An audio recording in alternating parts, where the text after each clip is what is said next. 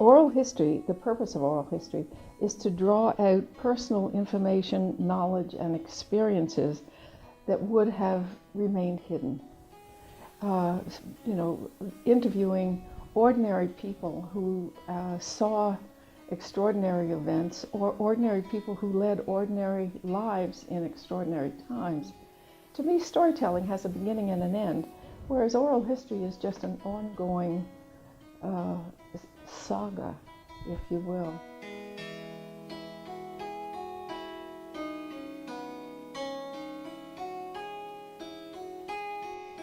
I mostly think about my mother's family and my mother. She was always very proud of her French Huguenot heritage and of her Dio family. She wanted certain things of her life to go to Huguenot Street, and one of them was a Libertyville coverlet was in her family barn.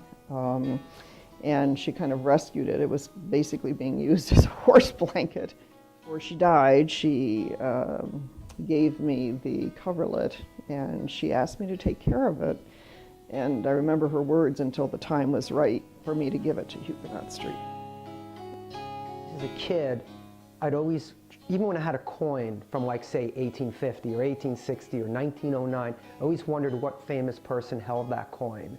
What was the history behind that coin? There's one of Jonathan Hasbrook's sons is Cornelius Hasbrook, and no one knows what happened to him. He just disappears. And some of the older generation said that he fled to Canada, quote, espousing the cause of the king. And I couldn't believe that. So looking through the genealogy, I find a little news clipping.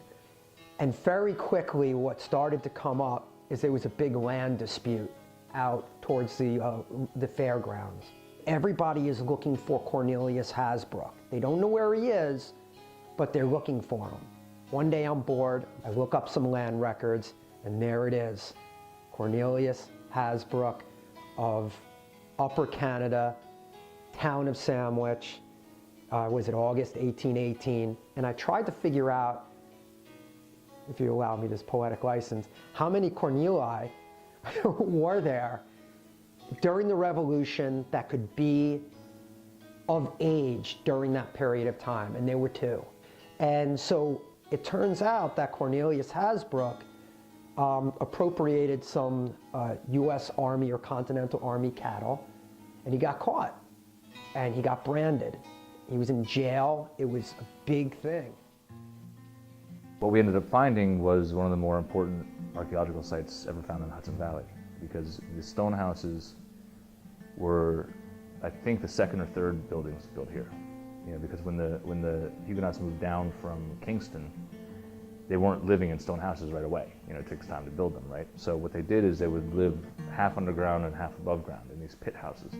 So we knew about them from records, but we never actually found one until we did the sewer line right next to the Du Bois Fort. And we found the pit house that Louis Du Bois presumably lived in. The pit houses looked kind of like a square with 1/4 of it taken out. So it was like a little stubby L shape. Huguenot Street has a bunch of artifacts we found from the pit house. But the most interesting one was one that we ended up having to kind of try to keep secret for a little while when we found an Indian Native American burial right in that one notch that was missing from the house. So when 300 years ago or whatever it was, when the Du Bois family was digging that pit house, they actually came within 2 feet on several sides of disturbing a several thousand-year-old Native American burial. Once we uncovered the top of the skull, we reburied it again. We had fenced the whole thing off. We had the Public Works Department and the police kind of camped out overnight. But the interesting thing was that I just fairly recently learned that I was a descendant of Louis Du Bois. So it just kind of had this interesting synergy where, my 14th great-grandfather dug this house that we had uncovered and lived there and had just missed this. And then have, Louis' descendant be the one to uncover it 300 years later. And that's why the work of Historic Huguenot Street is so important, because they're the people who are keeping these stories alive.